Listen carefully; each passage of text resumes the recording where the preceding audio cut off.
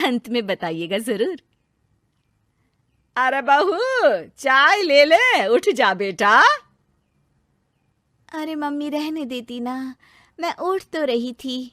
अरे कोई बात नहीं, खाने में क्या बनाना है वो बता दे। देख लो माँ, कुछ भी जो ये कहे बना लेते हैं। बेटा, मैंने तो जो सब्जी थी वो काट दी है, तू बस रोटियां बना लेना। ये हर रोज सुबह का सीन था ममता के ससुराल का।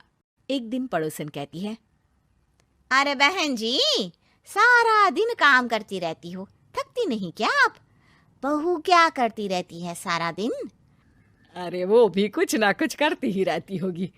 अब इतनी भी बूढ़ी तो नहीं हूं मैं जो बैठ जाऊं कि सामने काम पड़ा है और मैं बैठ ही रहूं।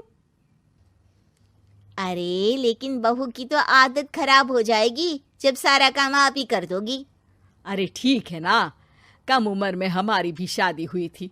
अब आजकल के पढ़ने लिखने वाले बच्चों को सारी जिम्मेदारी लेने में भी तो वक्त लगता है। बहू है तो क्या हुआ, मेरी बेटी की उम्र की ही है ना। एक उसे भी देख लो, चाय बनाने के सिवा आता ही क्या है। ममता से सारी बात करती है। हाँ, मम्मी जी ही ज्यादा काम करती हैं, इसमें कोई दो राय नहीं है। लेकिन मैं भी क्या करूं, ऑफिस और घर के बीच जो वक्त मिलता है उसी में काम कर लेते हैं, है ना। दिन बीत रहे थे। सास बहू के बीच की बॉन्डिंग अच्छी थी, लेकिन जब बहू माँ बनती है तो जो थोड़ा बहुत काम किया करती थी वो भी छोड़ देती है। बहू, ये ले, तेरे लिए बनाया है। इसको खाने से बच्चा और तू दोनों स्वस्थ रहेंगे। ठीक है माँ जी। माँ जी, वो बच्चे के लिए गद्दे जो सूख रहे हैं ना छत पर, जरा ले आइए ना। तभी वहां पति आ जाता है। अरे माँ रुको, मैं ले आता हूँ, तुम मेरा खाना लगा दो। माँ किचन में चली जाती है। पता है, बगल वाली डॉली है ना, वो लोग हमारी साइड के हैं। उसकी सास ने तो उसकी हड्डियों को मजबूत करने वाले लड्डू बनाए हैं। उसे भी बच्चा हुआ है ना। पता नहीं मम्मी जी क्या पानी सा उबाल कर दे देती है, मैं तो बस वही खा लेती हूँ। अरे तो तुम्हारे साइड बनता है तो तुम अपनी माँ से बोल दो, वो बना देंगी। आहा, माँ की तबीयत ठीक नहीं रहती, तुम जानती हो ना, कैसे बनाएंगी वो। अरे क्या हो गया सासू माँ को? कल तक तो फेसबुक में किटी की फोटो डाल रही थी। अच्छा अच्छा, चुप रहिए। डॉली की सास ने मनाया है, तुम लोगों का भी तो फर्ज बनता है। तभी वहां सास आ जाती है। ये ले बहू, गर्म पानी की बोतल, गर्म पानी पीने से पेट अंदर हो जाएगा। नहीं नहीं माँ जी, गर्म पानी पीने से प्यास नहीं बुझती। अरे पी लेना बेटा। वो बगल वाली डॉली को तो जानती है ना, जो तुम लोगों के साइड की है। तेरे साथ ही उसका भी बच्चा हुआ था। बेचारे का कोई ख्याल रखने वाला नहीं, सारा काम करती है और रात में बस एक लड्डू खाकर सो जाती है। पेट तो लटक ही गया है और बच्चा तो कितना कमजोर सा है उसका। अच्छा माँ, क्या बात है, डॉली की ये हाल है? क्यों मैडम, क्या कहना है आपका? अब पता है मुझे, किसी के पास मेरी सास की तरह सास थोड़ी ना है।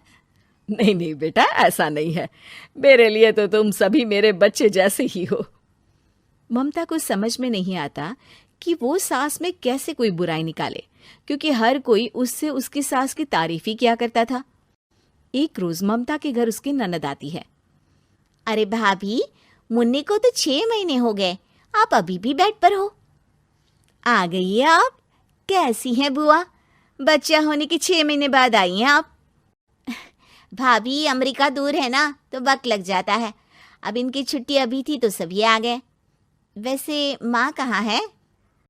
थकी हारी सास बेटी को देखकर खुश हो जाती है। माँ, इस बार तेरा वीजा तैयार है, मेरे साथ चलने को तैयार रहना। हाँ हाँ बेटा, मैं तैयार हूँ। अरे ऐसे कैसे माँ, मैं कैसे मैनेज करूंगी? कैसे मतलब? जैसे मैंने किया अमेरिका में, आप इंडिया में कर लेना। वैसे आपका तो मायका भी पास ही में है ना। हाँ वो तो है, लेकिन वहाँ माँ के पास वक्त नहीं होता। ईश्वर भक्ति में उनका सारा समय चला जाता है। भाभी, बेटी परेशान हो तो माँ का ध्यान आरती में कैसे लग सकता है? समझ में ही नहीं आता। वैसे भी अब माँ को मैं अपने साथ ले जा रही हूँ। माँ को विदेश घूमने का शौक है ना।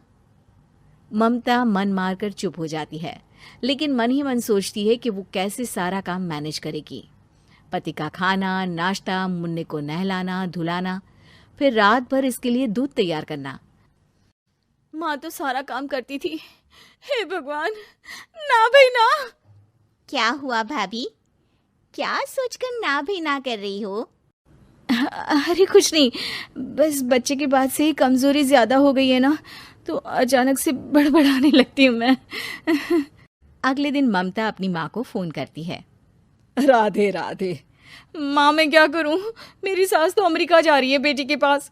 अब घर का सारा काम, बच्चा, सब कैसे मैनेज करूँगी। तू आ जाना माँ कुछ महीनों के लिए मेरे पास।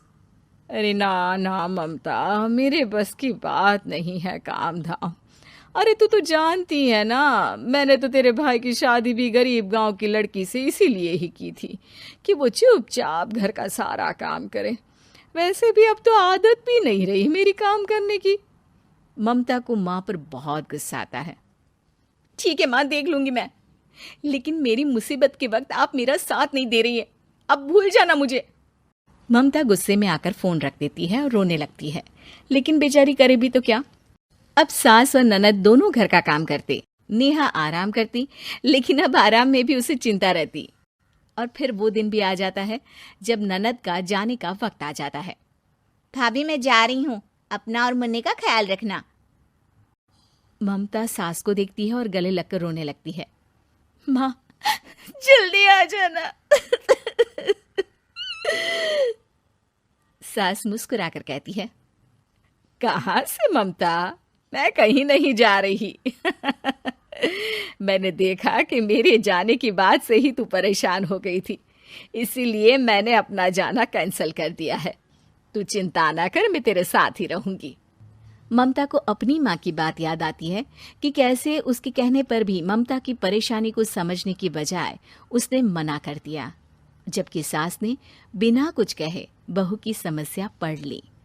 हाँ माँ, हम सब साथ चलेंगे बाद में दीदी के घर अमेरिका। आज से आप रानी बनकर रहना और मुन्ने को देखना। मैं समझ चुकी हूँ कि मेरा फर्ज क्या है। नहीं, चलो भी, अब कितना लेट कर दिया है, टैक्सी इंतजार कर रही है बाहर। हाँ हाँ चलो। सुनील और कीर्ति चले जाते हैं और उषा उन्हें जाता हुआ देख उदास हो जाती है। तभी वहां निशा आ जाती है। अपनी सास को उदास देख निशा उनके पास जाती है। क्या हुआ मम्मी जी, आप तो बहुत सगा बेटा करती थी। आपके सगे बेटे ने तो आपको छोड़ दिया और चले गए अपनी अलग गृहस्थी बसाने। देख बहू, मेरे बेटे को कुछ भी कहने की जरूरत नहीं है। मुझे यकीन है कि जब उसकी तनख्वाह बढ़ जाएगी तो वो मुझे लेने जरूर आ जाएगा। हाँ, ये भी देख लेंगे कि वो लोग आपको वापस लेने आते हैं या नहीं। तब तक तो आप भी यहीं हो और मैं भी। उषा अपने बेटे के ना होने से बहुत ही उदास रहने लगती है। उन्होंने खाना खाना भी छोड़ दिया। सुनिए जी, मम्मी जी ने आज भी कुछ नहीं खाया। जब भी खाने के बारे में पूछती हूँ तो कह देती हैं भूख नहीं है और अपने कमरे में ही बैठी रहती हैं। ये सुनकर ऋषभ अपनी माँ के पास खाना लेकर जाता है। माँ, सुनील बेटा आ गया तू? ओह, तू है। माँ मैं खाना लाया हूँ, खा लीजिए प्लीज। आप ऐसे भूखी रहेंगी तो बीमार पड़ जाएंगी। मुझे भूख नहीं है, ले जा तू खाना। ठीक है, फिर जब तक आप नहीं खाएंगी मैं भी नहीं जाने वाला यहाँ से। अरे तू क्यों जिद करता है? कहा ना मुझे भूख नहीं है। अरे मम्मी जी, आप खा भी लीजिए ना, ये कितने प्यार से आपको खिला रहे हैं, उसकी तो कदर कर लीजिए कम से कम। अरे तू क्यों बीच में हमेशा अपनी टांग अड़ाती है? ठीक है, लाओ दे दो। कम से कम खाने के बाद तुम दोनों तो इस कमरे से जाओगे। उषा खाना खा लेती है और ऋषभ और निशा ये देखकर खुश हो जाते हैं। चलो, कम से कम माँ ने खाना तो खा लिया। उषा एक दिन सुनील को फोन मिलाती है। हेलो बेटा सुनील, तू घर मिलने आ जाना बहू को लेकर। कितने दिन हो गए, बहुत मन कर रहा है मेरा। हाँ हाँ ठीक है माँ, ऑफिस में बहुत काम है, टाइम मिला तो आ जाऊंगा। सुनील फोन काट देता है। हेलो, हेलो सुनील बेटा। सुनील की बात सुनकर उषा उदास हो जाती है। तभी वहां ऋषभ आ जाता है। माँ ये देखो, मैं जलेबी लाया हूँ तुम्हारे लिए, तुम्हें बहुत पसंद है ना? उषा जलेबी देखकर बहुत खुश हो जाती है।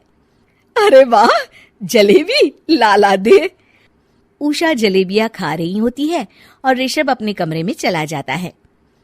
देखा मम्मी जी, आपका ये कितना ख्याल रखते हैं, और प्यार सगे और सौतेले से नहीं आंका जा सकता। आपको उदास देखकर ये आपके लिए तुरंत जलेबी ले आए, यही तो प्यार होता है। ये कहकर निशा वहां से चली जाती है और उषा सोचने लगती है। शायद तू ठीक कह रही है बहू। उषा देखती है कि ऋषभ उसका बहुत ख्याल रखता है और उसे उसकी गलती का एहसास होने लगता है। एक दिन सुनील और कीर्ति घर पर आते हैं। उषा उन्हें देखकर खुश हो जाती है। और माँ कैसी हो? अरे बहुत अच्छी हूँ। ऋषभ और बहू मेरा बहुत ख्याल रखते हैं। वैसे मुझे नहीं लगा था कि तू आएगा बहू के साथ। क्यों, ऐसा क्यों लगा आपको माँ? बेटा, फोन पर तूने कहा था कि तुझे बहुत काम है। हाँ माँ, पर मुझे ये भी तो पता था ना कि मेरी माँ इंतजार कर रही होगी मेरा।